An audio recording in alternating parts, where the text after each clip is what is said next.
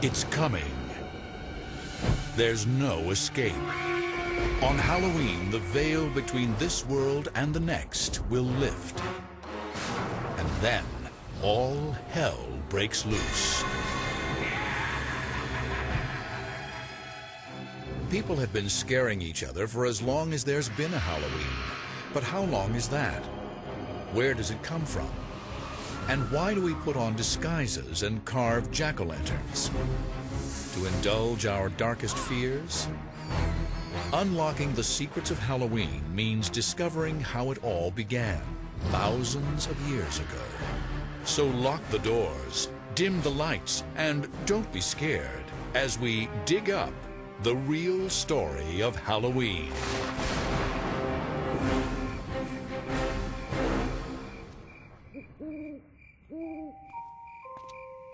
How can you describe Halloween without sounding insane? Masked children come to our doors and threaten us. In return, we give them candy. But why? Why do we carve faces into fruit, then light candles inside them? And why do we adorn our homes with coffins and tombstones? The truth is, we take great pleasure in scaring ourselves to death.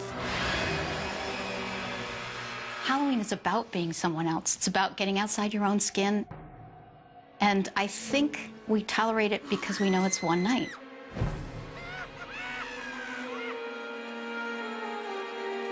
This impulse to confront our fears of life and of death and make sport of them, it's ancient.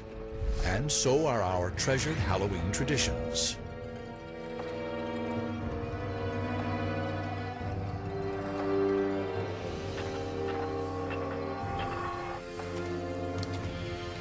When did Halloween begin? And its ancient origins go back to the old Celtic calendar. And the old Celtic tribes divided the year between a light half and a dark half. And Samhain, their ancient holiday, was a precursor to our Halloween. And it was the beginning of the dark half. Thousands of years ago, the Celts, one of Europe's early tribes, celebrated their Samhain harvest festival with bonfires on the night of October 31st to welcome their new year. For ancient peoples, harvest was a matter of life and death. If crops failed, people starved. Death was always close. The harvest time could be a scary time. The days are getting shorter, the nights are getting longer. There may or may not be enough food to last through the winter. So I think this is where this nightmarish quality possibly comes from. It's a bit of a warning. You know, it's going to get cold and dark. Gather together, come home, and don't send anybody out alone in the dark. But the Celts believed there was even more to Samhain. What marked Samhain and this transition from light to dark was that time and space became permeable, flexible. And so that spirits not only of the dead, but of the past or of other realities could sort of wander into our reality, and humans could wander out and get lost in the other world as well. The veil between life and death was at its thinnest, and the living and the dead could commingle. And that's at the root of all the Halloween celebrations. Stories persist of people on Samhain night getting trapped in the other world, and of the dead appearing among the living. But the truth is, we know precious little about Samhain. We can only guess that their bonfires likely drew one familiar Halloween icon, a thing familiar yet frightening to many: the bat. Before there was electricity, the only way you would have seen a bat would have been by the firelight. And in fact, you probably would have seen it around the fire because bats eat insects, and insects are attracted to the light. Bats come out at night, and nighttime was scary time. So if bats are the best and baddest part of your Halloween, you might just credit ancient people like the Celts. And they weren't the only ancient culture with creepy traditions. Others also looked to their dead. Many, many cultures sort of set aside a day or a couple of days to ritually celebrate and recognize the dead. An interesting thing is that you find a lot of them at about the same time period, especially in agricultural societies, because if you think about it, spring things come up out of the ground, they're very green, you harvest in the middle of the summer, and towards the fall and when it gets towards winter, things die.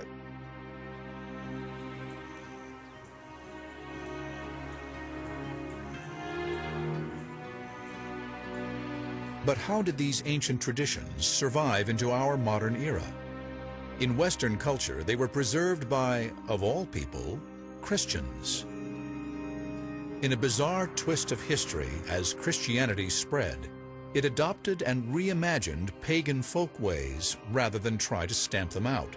This made it easier to convert pagans. A key pagan festival destined to get a Christian makeover was Lemuria, when celebrants placated the dead, culminating on May 13th. Of all the different days that they have in the Roman calendar to celebrate the dead, it was the spookiest. So on the Lemuria, what are called the larvae, the ghosts of the departed, would come up and haunt people. To quell the dead, pagan Romans poured milk onto their graves or offered them little cakes. But the Church co-opted Lemuria in 609 AD, turning May 13th into All Saints' Day, a day to honor the most holy of dead Christians. Setting aside this day was an attempt to Christianize this very pagan festival, and yet at the same time what it did was it kept a lot of the same themes going. The Christianized version of Lemuria was such a success that church leaders made a decision that eventually gave rise to Halloween. They moved All Saints, or Hallows Day, to November 1st to drain the life out of pagan Samhain. Because Samhain fell on the night of October 31st, before All Hallows Day on November 1st, people started calling Samhain All Hallows Evening, the evening before All Hallows Day. This shortened into All Hallows Even, and finally into Halloween. And then, to be safe, the Church went one step further, adding a holiday to honor not just saints, but everyday Christians. November 2nd became All Souls Day, a church-sanctioned holiday to honor the departed. This is real important for Halloween because this is where Halloween gets its association with dead souls, death, and the supernatural again. So thank the Church for inspiring the creepy essentials of Halloween. But wait, there's more. The Church also helped establish the tradition of trick-or-treating, sort of. It all started during the Middle Ages on All Souls Day, when priests told Christians to pray for souls trapped between heaven and hell in a netherworld they called purgatory. Purgatory was not a pleasant place. It's not hell. It's not as bad as hell is, but it's still probably pretty fiery. Souls are kind of suffering there. Luckily, there is something that you could do. You could offer up prayers for them. How did souls get out of purgatory? According to the Church, if enough prayers were offered, a soul would fly up into heaven.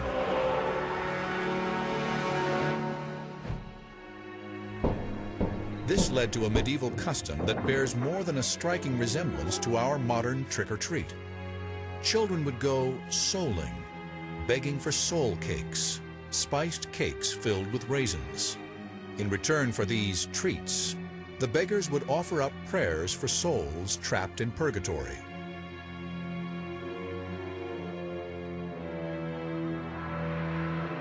While this forerunner to trick-or-treat became a preoccupation for medieval Christians, so did another future essential of Halloween: witches. It made perfect sense for people in medieval times to believe that there were demons and witches. And if there were demons and witches and they were responsible for bad things in the world, it made sense that you hunt them down and you kill them. That was their worldview. A witch panic in the 16th century helped establish the look of the character that, for many, epitomizes Halloween. Almost always women, witches were seen as in league with Satan. They were probably the healers who had cures and folklore and passed down orally through generations. And at some point, that becomes very suspicious for whatever reason to the religious people around them. And a lot of the symbols that were associated with these women, who probably often lived alone, may have been somewhat eccentric, of course, end up becoming associated with witches. Over time, as more and more women were accused of witchcraft, their practical kitchen tools acquired sinister dimensions and became model Halloween icons. Even something as mundane as a broom became an instrument of evil, as well as handy transportation. Another accessory in every witch's lair was perfect for brewing devilish potions: the cauldron. Cauldrons become very popular. Again, it was something that every household had in medieval ages. It was your basic cooking implement. The pointed witch's hat was a variation on a medieval countrywoman's hat. And of course, the mysterious lurking killer with the glowing eyes, the cat. It's not surprising that cats are associated with witches and Halloween. Cats can be a little enigmatic. You don't really know what's going on in their head. Also, they used to hang out near the hearth and by the brooms, so they became associated with witchcraft and with Halloween. Black cats and witches, graveyards and ghosts. The spooky elements of America's great Gothic holiday were taking shape. These ghoulish icons would soon make their way to the New World, where they'd help create the extravaganza we know today.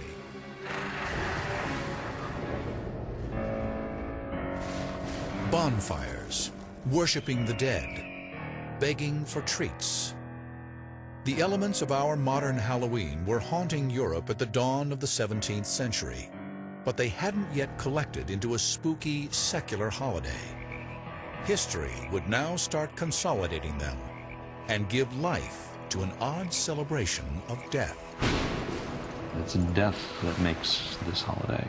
Whether it's the threat of death if there is a bad harvest, the end of one order or the beginning of a new, this idea of the endless cycle of life and death and renewal is part of a lot of holidays, not just Halloween. This period saw the continued influence of one of Halloween's most colorful icons, the mask. It often appeared in tandem with another Halloween tradition, destructiveness. Rowdy beggars at All Hallows' Eve also guzzled their share of alcohol, and demands for food and drink became more threatening. Masks helped hide their identities. These boundaries between the living and the dead, and between society's rules and anarchy, were tested as day turned to night on All Hallows' Eve. In Britain, they got into some very particular forms that involved dressing in costumes and going house to house to present these little plays. And at the end of the performance, they would be rewarded with food and sometimes money. Was this trick or treat? Not quite, but the resemblance was there. In 17th century England, many of these customs survived only in rural areas, but they would soon turn up in the city streets, thanks to a pro-Catholic terrorist named Guy Fawkes. On November 5th, 1605, Fawkes tried to blow up London's House of Lords with 36 kegs of gunpowder. Guy Fawkes was tried, found guilty, and hanged. And according to legend, his body was then drawn and quartered, and the pieces were thrown into a fire. The next year, on the anniversary of the failed plot, and every year that followed, the children of London mocked the memory of Guy Fawkes by causing chaos in the streets, parading, begging, and building bonfires. Today, all over England, this is called Guy Fawkes Day, or Bonfire Night. Now, Guy Fawkes Day fell on November 5th, which is very close to Halloween, so a lot of the energy that was focused on Halloween sort of shifted toward Guy Fawkes Day. While it wasn't our Halloween yet, It had all the signs. Children and adults alike taking advantage of the darkness and letting loose. But would this pagan form of celebration make its way across the Atlantic to disrupt the sanctuary of the New World? Not if colonial Puritans had their way. The Puritan worldview was very much informed by the Bible. And in the Bible, you do find not only God, but the devil, demons, angels, the whole sort of spread of supernatural beings. This is really what they're focused on: pernicious, evil forces. For the Puritans of New England, the supernatural was a dark, menacing force, not a harmless superstition worthy of inspiring a holiday. Despite their efforts to kill the Halloween tradition before it took hold, there were a few Guy Fawkes celebrations that made their way to the shores of America. Other settlers tolerated or even embraced the traditions that threatened the Puritans. And seeds were planted for the holiday that would morph into our American Halloween. You find snippets here and there, people celebrating or having a costume party or something, but it's very difficult to actually pin that to something we would call capital H Halloween. For example, there's an 1833 description of a Halloween, not even so much a party, but just a small gathering where they told ghost stories around a fire. But now, one more spooky standby. The image of a spirit or ghost would join witches and skeletons in a macabre Halloween dance. By the mid-19th century, America was primed for a much darker holiday.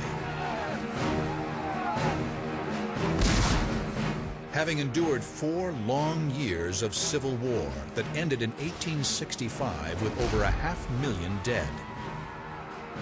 There were so many unclaimed, unknown dead bodies that the Civil War left behind that this country was obsessed with death. And mostly it was that so many of these soldiers died unknown. We don't know what happened to them. So there was a huge sense of they could come back. Maybe they're not dead. It makes perfect sense that people would tell more ghost stories. And the very first Halloween ghost stories were about people coming back home. It's at this time that America's Halloween story really begins. After the Civil War, when Scots and Irish immigrants brought their rural Old World Halloween customs with them, they helped to establish even more American Halloween traditions. For the Scots, it was a little bit of a scarier night. Until fairly late, we're still talking about the appearance of bogies on Halloween. Bogies, or boogeymen, were sort of amorphous, pestering ghosts that plagued children, hiding under beds or tapping on windows, or lurking by a gate or turnstile. There was a belief that there was a bogey on every stile, which meant on Halloween night you could cross any gate and there might be something sitting there waiting to get you. Halloween's signature symbol, the jack-o'-lantern, also began as a European tradition. But the prototype wasn't carved from a pumpkin. There's a great legend about a character named Jack-o'-lantern. And Jack was a troublemaker, but he was so bad he even managed to get himself thrown out of hell, which is not an easy thing to do. But the devil did decide to have pity on him and scooped up an ember from the fires of hell and gave it to him. So Jack takes the ember and he puts it inside a hollowed out turnip. And he walks around, and that becomes the legend of Jack-o'-lantern. In one age-old European practice, children would carve their own jack-o'-lanterns out of turnips and light them with candles. The first reference we have in the United States to Jack-o'-lantern, it comes from Nathaniel Hawthorne, and he's writing in Twice Told Tales, and he's describing someone's very tattered coat full of holes, and when you hold it up to the light, it shines like a jack-o'-lantern would. Americans improved on the jack-o'-lantern tradition. They substituted big, round pumpkins for the old world's hard little turnips, and Halloween finally had its trademark. Certainly by the time of the Civil War, the expressive possibilities of pumpkin carving were very well known. That ghostly, shrunken skull was the turnip in the old country, had really blossomed into something else. Pumpkins are generally harvested around Halloween, and kids realized jack-o'-lanterns could be a prankster's best weapon on Halloween night. Kids figured out this great thing they could do. They could take a pumpkin and you could hollow it out and you put a candle on it. And then you take that pumpkin and you put it on a stick and you put a sheet over it. And you parade around, you can put it in front of a window or something, and it's really a pretty scary picture. Jack-o'-lanterns soon became the face of Halloween. But Scots and Irish immigrants also brought with them the more rambunctious, stone-throwing, prank-playing Halloween reveling to America. And on Halloween night, at the dawn of the 20th century, there was a whole dark world of trouble just waiting for American boys. Halloween had been on a dark and scary journey from its origins with the Celts centuries ago. In the Middle Ages, it became a Christian holiday honoring the dead. But by the 16th century, it was turning into a rowdy kids' celebration, marked by begging and pranks. By the 1800s, Halloween had even moved into cities and towns across America. But the ghastly face of Halloween was reimagined in gruesome shades of orange and black at the turn of the 20th century. For the first time, artists of the era brought together all things scary and linked them to Halloween. Skeletons and spiderwebs, jack-o'-lanterns and bats. They established the look of Halloween that we still use today. Among these icons are white-sheeted ghosts. The sheet that a ghost wears derives from the winding sheet, the shroud that corpses were traditionally wrapped in before burial. And jack-o'-lanterns. The big grin still connotes the rictus of a death's head, as does the triangular nose hole. And even when it seems kind of jolly, death is still lurking there in the imagery. Horned devils came from medieval depictions of Satan. And witches from witch-hunting hysteria that swept through Europe and Puritan America.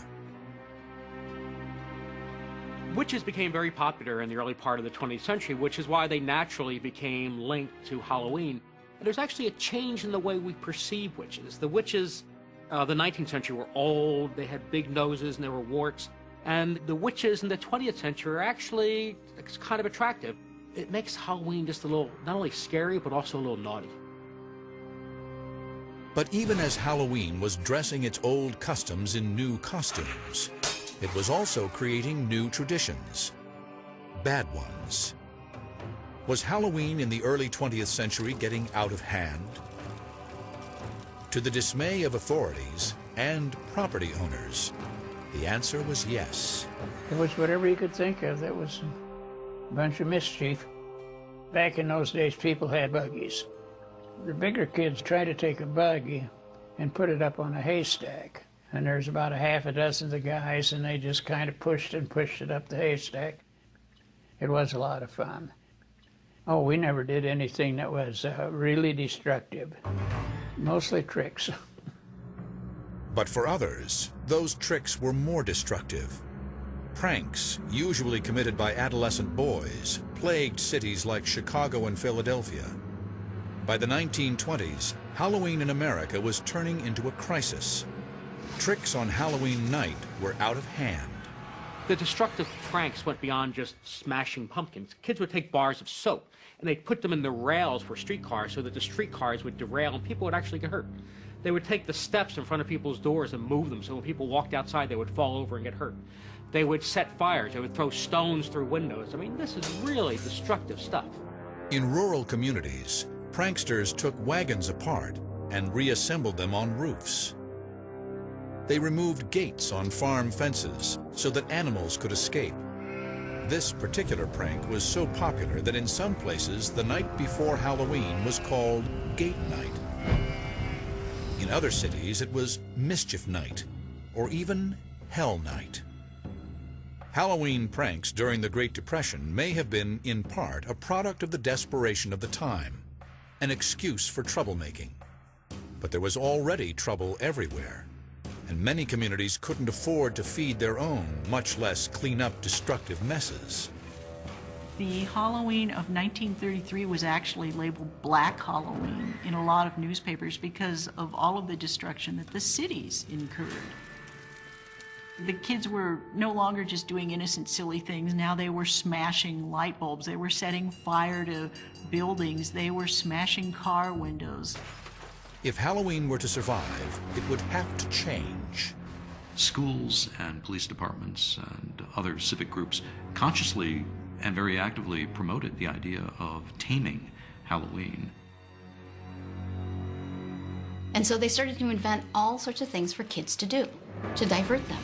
Townwide parties, costume contests, games, everything that you could think of to get the kids away from pulling tricks and into the light. Novelty companies like Dennison and Beistel helped out these civic efforts. Dennison published a series of Halloween guides called Bogey Books that suggested ways of turning Halloween from a prank night into a party night. Dennison was one of the first companies that realized there was money to be made off of Halloween. They started to put their own Halloween materials out for retail sale in drugstores all over America. They also made masks and paper costumes. This was a first. It was the first time that costumes were specifically made and marketed for Halloween. Before that, costumes had all been homemade. When I was a kid, it wasn't Halloween outfits like you wear now. So basically, you wore your overalls or your jeans or sloppy clothes, but you didn't go downtown and buy a special outfit just for Halloween. Just anything, you know, to make yourself a little conspicuous. Paper costumes were fancy and an improvement on the homemade variety, but they had their drawbacks. Unfortunately, a lot of that paper was flammable, and I was surprised at how many newspaper clippings I came across of costumes catching fire. Soon, other manufacturers, looking to tap into the kid market for Halloween costumes, began making more durable disguises. Sears' first box costumes came around 1930, and then it went from there. And the costumes came off of radio show characters and the funny papers. Costumes for parties, costumes for wild, town-wide parties, and for school parties and church parties. Halloween was a big social occasion. Halloween parades also helped drag the holiday out from the shadows and into the public arena. Allentown, Pennsylvania may have had the first parade in 1905, but others soon followed. Toms River, New Jersey in 1919. Anoka, Minnesota in 1920. Anoka has held its parade every year since. In fact, the city now bills itself the Halloween capital of the world. Each of these local efforts to tame Halloween worked to some extent. But what Halloween really needed was a whole new tradition, and it would soon get one. But this new tradition would prove to be a variation on a very old Halloween theme.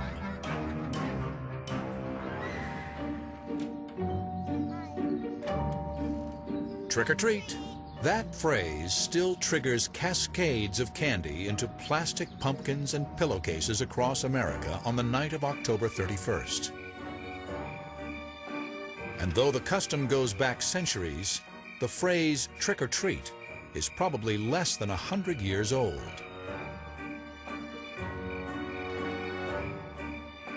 Trick or treat is amazingly new. People think trick or treat goes back for centuries, and it doesn't. Trick or treat is actually less than 80 years old, probably. The term derives from pranking that was very widespread and destructive in America in the 20th century. And at some point, somebody came up with the brilliant idea of buying off these pranksters. Homeowners bribed rowdy kids with homemade treats, such as popcorn balls and candy apples, to avoid getting pranked or tricked.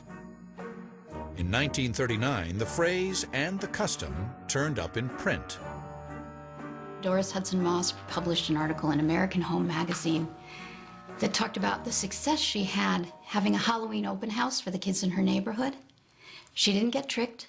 She gave them sweets. It all worked. With the new custom came new treats. Not so much homemade goodies like popcorn balls. Now kids got store-bought, pre-packaged candies. Mars bars, Reese's cups, and good old Hershey's chocolate. Candy finally killed the rowdy Halloween. And now the time was right for the reinvented holiday to hit Hollywood. Uh-oh, the boys!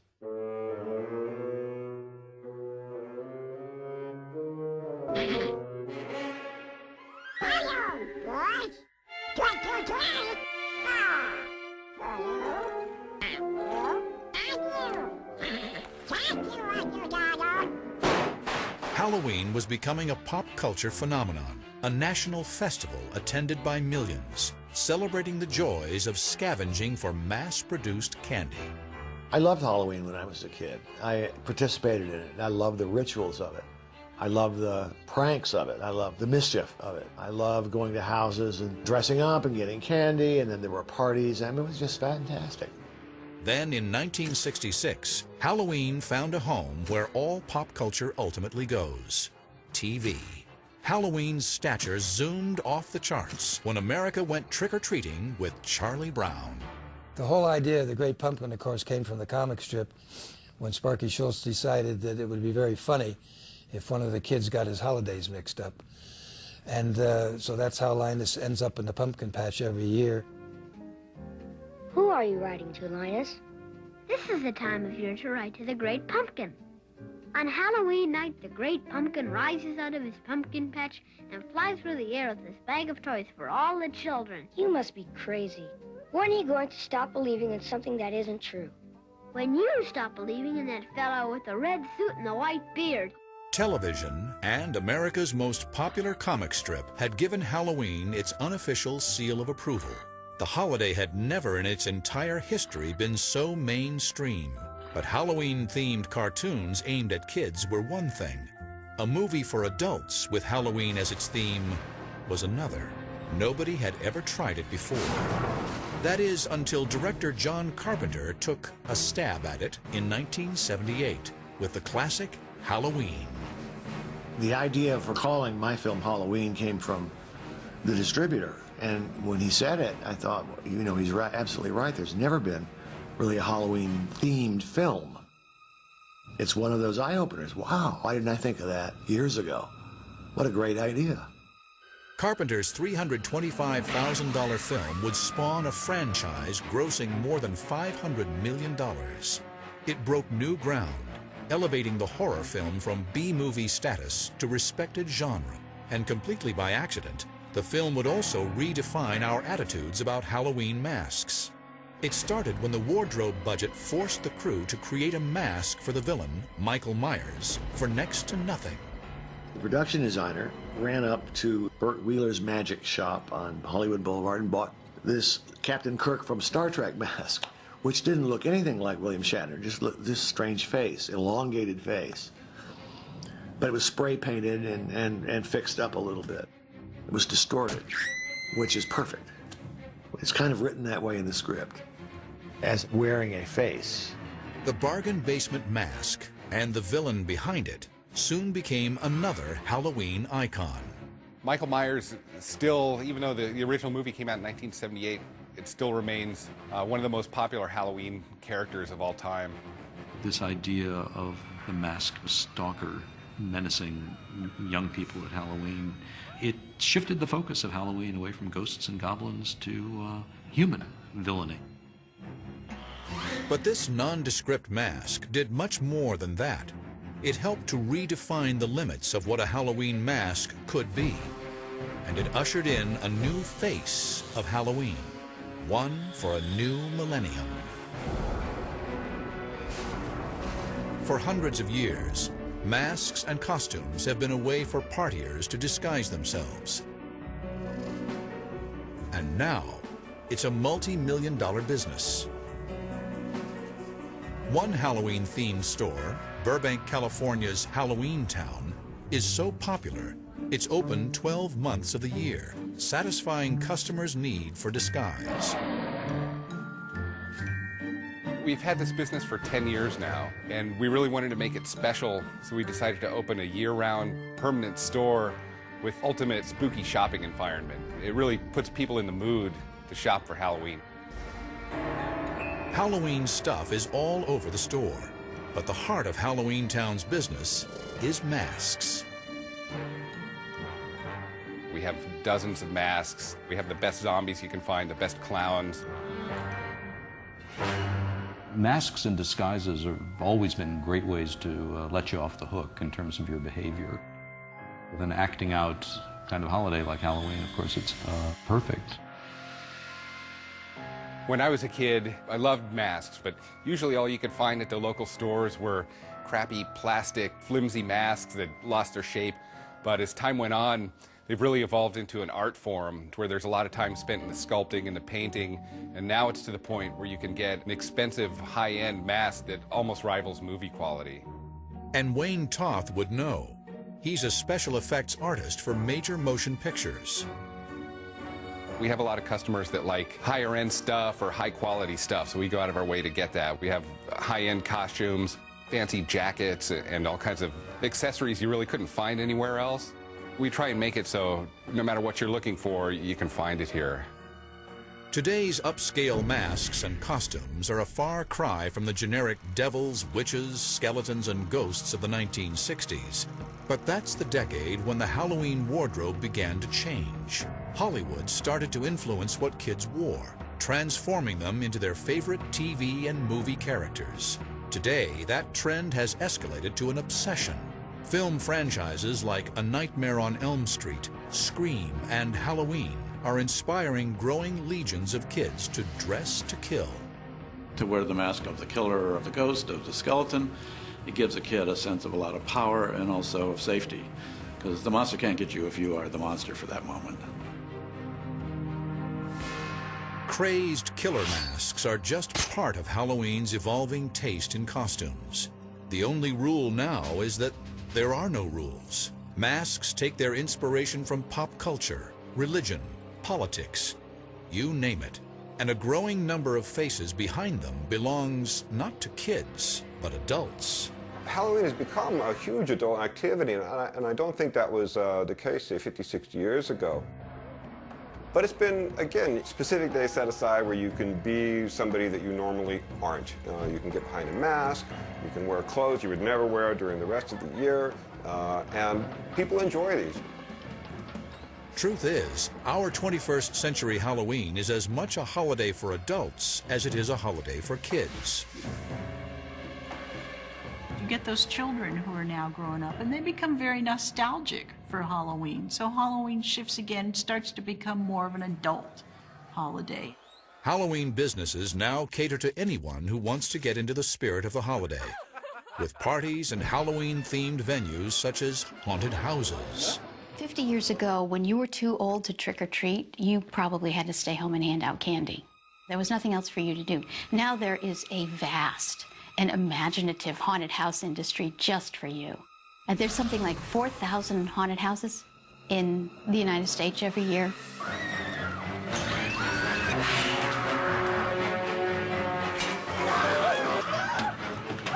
I loved haunted houses. It fascinated me. They terrified me as a kid. But haunted houses aren't the only place to find adults getting out on Halloween.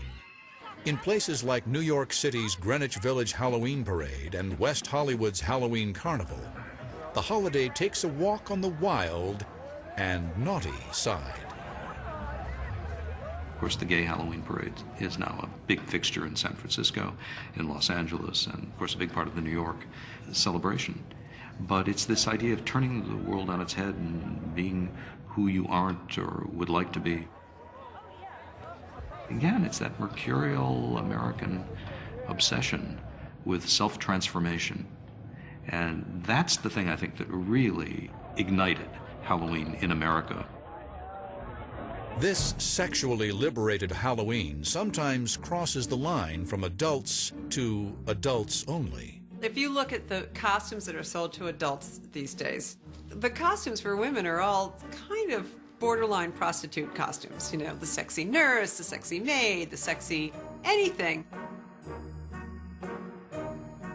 Now, grown-ups are taking it one step further. They stock up on specially packaged Halloween novelty candy and join their children going door to door on Halloween night. These trick-or-treaters of the 1970s and 80s now seize the opportunity to relive their childhood Halloweens, dressing in full costume, supposedly to keep a watchful eye on their kids. And just as Halloween has scared kids for years, Halloween scares parents too. They fear sending their kids out unsupervised into a hostile world, full of poisoned candy and razor blade riddled apples. But they really shouldn't be.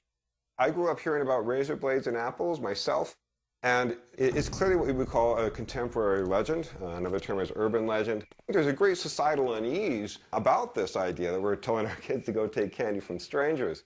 So there's a lot of stories about razor blades and candied apples and these sorts of things. And parents every year get very, very worried about it. Did razor blades and apples ever happen? I believe there are a couple of cases, but of course you can ask which came first, you know, the story or the actions. Razor blades in apples, jack-o'-lanterns, soul cakes. They make up the legends, the texture of the Halloween we know. Today, Halloween wears many masks. It's a day for adults to push their boundaries a little. Clearly, a lot of women want to have a very sexy side of them, and it's only on Halloween that they bring it out. Maybe, you know, they could do a little more often. Yet Halloween still remains the domain of kids. When you're a kid, you had one night a year where you were in charge. You got to dress up. You got to be something that you usually weren't. And you kind of even got paid for the privilege of this. It was an amazing holiday. Halloween doesn't like to have its energies tamed. You know, it's the rebellious aspect's going to pop up somewhere. Look close enough, and you'll see that Halloween is a showcase of everything the human race fears. Through the centuries, we've learned to live with what scares us most. And now, on October 31st, we turn our fears into fun. So beware of haunted houses and creaking doors, billowing sheets and full moons. And don't be surprised if a smiling jack-o'-lantern wishes you Happy Halloween.